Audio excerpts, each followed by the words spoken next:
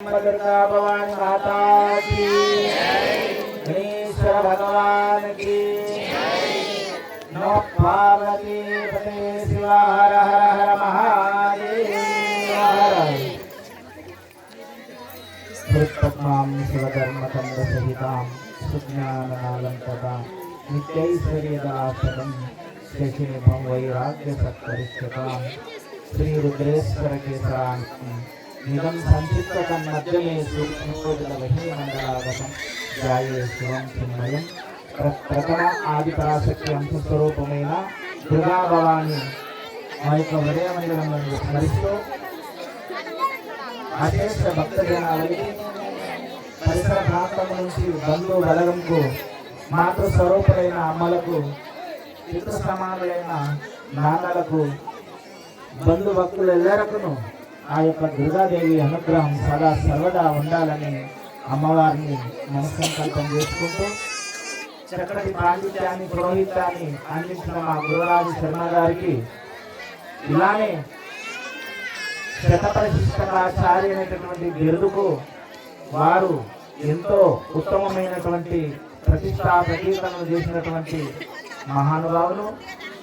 అలాంటి బ్రాహ్మణోత్తములు మన గ్రామంలో అడుగుపెట్టి అమ్మవారి యొక్క ప్రతిష్ట వారి సంస్థాలుగా చేస్తూ ఎంతో మనం అమ్మవారి యొక్క అనుగ్రహానికి ప్రీతి పాత్రులైనటువంటి ఈ బండాన్పల్లె భక్త జనానికి శిష్యులకు చిన్నలకు పెద్దలకు అందరికీ కూడా ఆ యొక్క అమ్మవారి యొక్క అనుగ్రహం సదా సర్వదా ఉన్నది కనుకనే ఇటువంటి బ్రహ్మాండమైనటువంటి కార్యక్రమం మళ్ళా దేవి పునర్నిర్మాణం చేసుకున్నాం.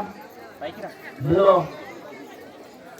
ఈ కార్యక్రమంలో చేదోడు ఆదరుగా పాల్పంచుకున్నటువంటి ప్రముఖులకు పుర ప్రముఖులకు వ్యవస్థ ఏర్పాటు చేసినటువంటి అందరికీ కూడా గ్రామ జనజీవనానికి చిన్నలకు పెద్దలకు సదా సర్వేశ్వరి జగన్మాత ఆ జగదీశ్వరుడు సర్వకాల సర్వావస్థలందు సద్బుద్ధిని సద్జ్ఞానాన్ని మంచి జ్ఞానాన్ని ఆ పరమాత్మ శక్తి మనందరికీ అందించాలని తెలియపరుచుకుంటూ ఇవల్ల ఎంతో పర్వదినం ఆ పర్వదినంతో అమ్మవారిని అశేషమైనటువంటి భక్తితో ఇవల్ల మనం అమ్మవారి యొక్క ప్రాణ ప్రతిష్టలో భాగంగా పాల్గొన్నాం. అమ్మ ఇప్పుడు కాదు ఎప్పుడో వచ్చి ఉన్నది కదా, మీరందరూ చాలా ధన్యులే. పూర్వంగా అమ్మ గాలి రూపంలో యాప చెట్టు రూపంలో శిలా రూపంలో గాలి రూపంలో మన బర్రంపల్లికి వచ్చి ఇక్కడ కూర్చున్నది. ఇంతకు ముందు పెద్ద పండుగలు చేసుకున్నాం మనము ఈ ఊర్లో.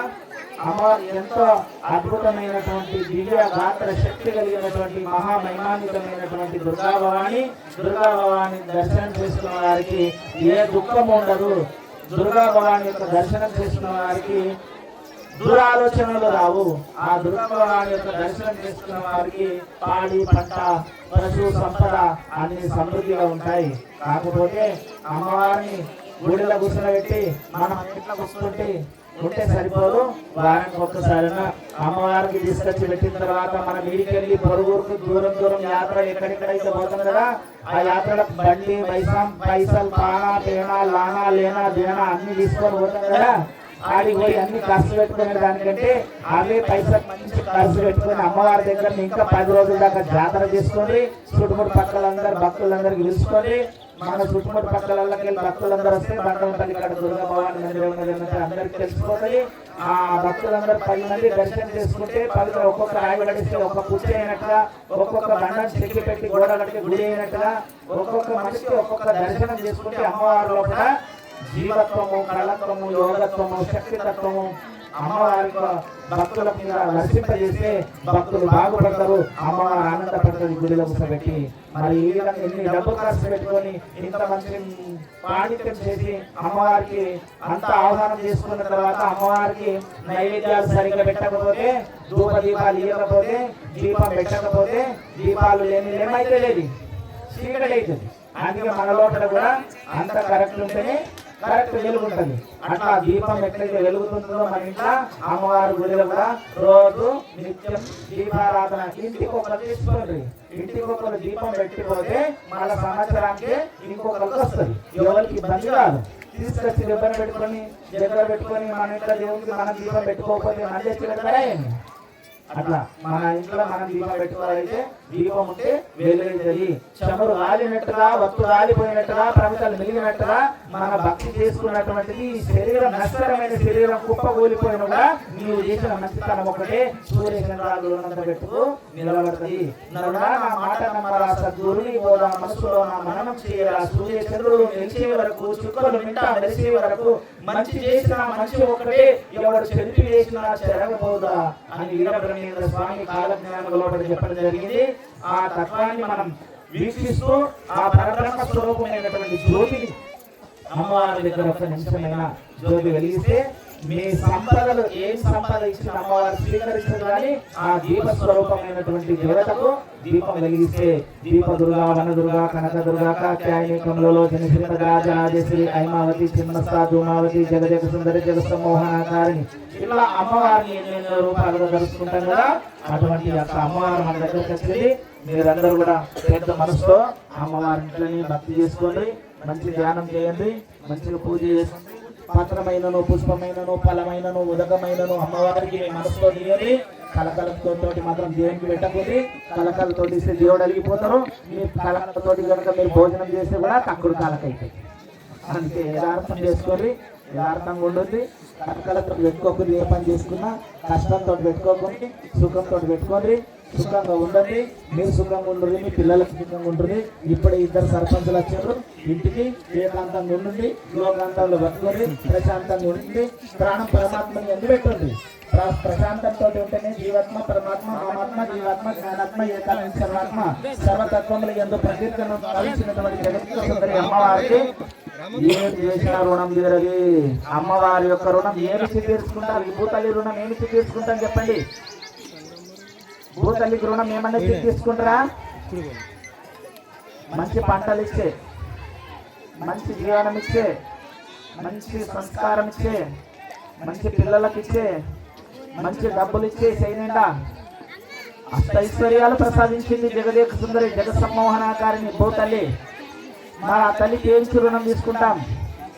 ఆ తల్లి ఉన్నది కదా, అభిషేకం చేయడానికి, పూజలు చేయడానికి, మొక్కలు గడపడానికి, చేయడానికి గంగాదేవి ఉన్నది కదా. మరి ఆ గంగాదేవికి ఎన్ని రుణం తీసుకుంటారు ప్రతి ఒక్కరు? రోజు మనకింత ఈ ముఖానికి గడుపుతుంది, స్నానంకి చేపిస్తుంది, పుట్టిన నుంచి కళ్ళీలు చదివి నుంచి ఆఖరికి మట్టి వరకు గంగాదేవి మనకి వెంబడిస్తున్నది. మరి ఆ గంగాదేవికి ఎన్ని రుణం తీసుకుంటాడు ఈ జీవుడు? గంగాదేవి వచ్చి ఇక్కడ కూర్చున్నది కనుక నేను గంగ లేని గడి అయినా శివుడు కూడా లేడు, గంగ లేకుండా గడి ఏమి కూడా లేదు. అందుకే ఆ గంగమ్మ కూడా రోజు ప్రొద్దున లేవగానే ఓం నమ శివాయ నారాయణ దశ హరే గంగాయ నమ, ఓం నమ శివాయ నారాయణ దశ హరే గంగాయ నమ అని చెప్పి ఆ సదాశివుడే శిరస్సున ధరించిన గంగ భవాని యజ్ఞేశ్వర, అగ్ని రూపంలో ఉన్నవాడు ఈశ్వరుడు. అగ్నిలో ఉన్న ఏలు పెడితే ఏమైతుంది? కాల్తది. అగ్ని స్వరూపమైనటువంటిది పరబ్రహ్మ. అటువంటి ఇచ్ఛాశక్తి, జ్ఞానశక్తి, యోగశక్తి తల్లి మనకి ఇచ్చేటటువంటి శక్తి అమ్మవారి యొక్క శక్తి. జ్ఞానం ఇచ్చేది సరస్వతి, విద్యనిచ్చేది సరస్వతి, జ్ఞానం ఇచ్చేది సరస్వతి, పాపం పరిహారం చేసేది గంగమ్మ, ధనము డబ్బులు ఇచ్చేది లక్ష్మమ్మ. లక్ష్మమ్మ లక్ష్మమ్మ లక్ష్మి ఇస్తుంది, గంగమ్మ స్నానం పాపం కడిగేస్తుంది, సరస్వతి తెలుస్తుంది, జ్ఞానం ఇస్తుంది, పార్వతి బలం ఇస్తుంది, ఆదిశక్తి ఆత్మ ఇస్తుంది. మరి అమ్మ రూపంలో ప్రతి జీవుని లోపల అమ్మ ఉన్నదా లేదా? మీ అందరి దగ్గర అమ్మ లేదా? అమ్మవారి రూపాలు గారా మీరంతా? అవునా? గొర్రెలకు తలపై ఒక్కరు ఉన్నాక ఒక్కరు. అమ్మవారు అందరి దగ్గర ఉందా లేదా? ఉన్నది. అమ్మవారు ఉన్నది కాబట్టి మీరందరు ఇక్కడ కూర్చున్నారు. అమ్మవారు మీ దగ్గరకు రాకపోతే మీకు రాకపోతుంది. మీ హృదయంలో అమ్మవారు నివాసం చేసింది కనుకనే మీరు అమ్మవారి దగ్గరికి వచ్చిండ్రు. ఏ పండుగ వచ్చారు ఇప్పుడు అమ్మవారి దగ్గరికి? దుర్గా భవాని పండుగ అమ్మవారు మీ రూపంలో కూర్చున్నది. ఈ పొద్దు రావాలి, బోనాలు చేయాలి, పండుగ చేయాలి, దండం పెట్టుకోవాలి, ముందుకు వెళ్ళగాలి, 10 కొబ్బరికాయ కొట్టాలి, కోరిక అడగాలి అనేసిగా కాదు. మీరు ఏం కొట్టకున్నా సరే మీరు మనసిచ్చి అమ్మవారికి దండం పెట్టుకోండి. దర్శనం దారిద్ర్య రోగ నివారణం. కేవలం అమ్మవారి దర్శనం చేసుకుంటేనే దారిద్ర్య నివారణ అయిపోతుందట. అమ్మవారికి ఏం ఇవ్వాలనో తెలుసు, ఏం తీసుకోవాలనో తెలుసు. అమ్మవారు ఇస్తేనే మనం ఇక్కడ కూర్చున్నాం. మీకు అక్కడ కూర్చోబెట్టింది ఆ తల్లి, నన్ను ఇక్కడ కూర్చోబెట్టింది. అమ్మవారు ఉంటుంది, మీకు అక్కడ కూర్చోబెట్టింది, నన్ను ఇక్కడ కూర్చోబెట్టింది. అమ్మవారి అధికారం ఉంటే ఏమైనా చేయవచ్చునంట. అమ్మవారి యొక్క అనుగ్రహం ఉంటే సదా సర్వదా అమ్మ ఎంబడి నడిపిస్తుందంట. పిల్లలకు కొట్టైనా తిట్టైనా సంకలేసుకొని పోతే మంచి మార్గం దొరుకుతుంది. అదే పిల్లలు ఏడుస్తూ ఉంటే అమ్మ ఎత్తుకొని ఆలిస్తుంది, లాలిస్తుంది, పాలిస్తుంది. ఇంకా బాగా జిద్దు చేయనంటే దవాఖాన కన్నా ఉండబోతుంది. ఇంకా మహేషుంటి మహారాజు దగ్గరికైనా పోయి ఏదో బుడిది బరకాయ పెట్టుకుని వస్తాం. అమ్మ అనుగ్రహం ఇస్తే ఏమైనా సాధించచ్చంట. అమ్మ ఏమిచ్చిందంటే అధికారం ఇచ్చింది. ఈ భూమి తల్లికి పరిచయం చేసింది అమ్మ. మనమందరం అమ్మలకి జన్మించినాం కదా, అమ్మ స్వరూపమే కదా. మరి అమ్మ ఆప్యాయత, అనురాగము, ప్రేమ అమ్మ పోతే అమ్మ చేసుకోవడానికి మనకు దుర్గమ్మ, అమ్మల గన్న అమ్మ దుర్గమ్మ. చండముండ ప్రచండమైనటువంటి తల్లి సకల శత్రువులను సంహారణం చేసి భక్తినిచ్చేటటువంటి భాగవతోత్తమరాలు దుర్గా భవాని. ఆ దుర్గా భవాని యొక్క ప్రతిష్టలు చేసుకున్నారంటే మీరు ఎంతో పూర్వజన్మంలో చేసుకున్న పుణ్యం ఉంది కదా. మీరు ఒక్క అణ ఇచ్చిన అమ్మవారి యొక్క అనుగ్రహం మీకు దొరికినట్టే. భద్రమైనను పుష్పమైనను ఫలమైనను ఒక నిమిషం మనసుతోటి ఆకులు, తమలపాకులు, పోకలు, ఖజ్జర పండ్లు ఇవన్నీ అమ్మవారి రూపం ఉన్నదని కదా పెడతాం. అమ్మవారు మన దగ్గర ఉన్నది కాబట్టి మనం ఈ పోకలకైనాను, పత్రంకైనాను, పుష్పంకైనాను పూజ చేసి ఆ పువ్వులకు పెడుతున్నాం తల్లికి. అమ్మవారు అన్ని ఇచ్చినాక మనం ఏమి ఇస్తున్నాం? అమ్మవారికి ఏమి ఇస్తలేము. వాళ్ళు ఇట్లుండాలి, వీళ్ళు గట్లుండాలని మంది మొల్లెలకి పాత్యాలు ఇస్తాం. ఎంతసేపు చూడు. ఏమవడా కదా. యథార్థం చెప్పకూడదంట, లోకంలో విరోధం అంట. ఉన్నది ఉన్నట్ట చెప్తే ఊరికే కోపం అంట. ఏమన్నా నచ్చిందా? ఏమోమో చెప్పి పోయిందప్ప మా రేవనాలన్నీ గడిగిందట. కానీ నేను రేవనాలు గడగనికి రాలేదు. సబ్బులు దుకాణంలో పెట్టుకున్నట్టుగా ఎవరైతేనా సబ్బు కొనుక్కొని పెట్టుకుంటారో వాని మైల గడిగిపోతుంది. ఈ సబ్బు అవసరం లేదనుకుంటే నా దుకాణంలో సబ్బు నా దగ్గరే ఉంటుంది, నా సబ్బు నా దగ్గరే ఉంటుంది, మీ పైసలు మీ దగ్గరే ఉంటాయి. అంటే భగవంతుడు కూడా సరుపు లేక, సబ్బు లేక షాపు అనేటటువంటి దుకాణం కాదు అది. ఇది పెద్ద దుకాణం ఉన్నది. మనం ఇక్కడ కూర్చున్నాం కదా, ఇది పెద్ద దుకాణం ఉంది. ఏం దుకాణం అంటే దుఃఖం నుంచి దూరం అయ్యే దుకాణం ఉన్నది ఇది. షాపులో పోతే పైసలు పోతాయి, ఇష్టం వచ్చిన వస్తువులు దొరుకుతాయి. కానీ మనం దేవుని దగ్గరికి పోతే ఏం దొరుకుతుంది? జ్ఞానం అనే సంపద దొరుకుతుంది, తెలివి అనేది దొరుకుతుంది. ఎవరితో ఏమి మాట్లాడాలి, ఎవరితో దగ్గర ఎట్లా ఉండాలి, పెద్దలను గౌరవించాలి, గురువులను సందర్శించాలి.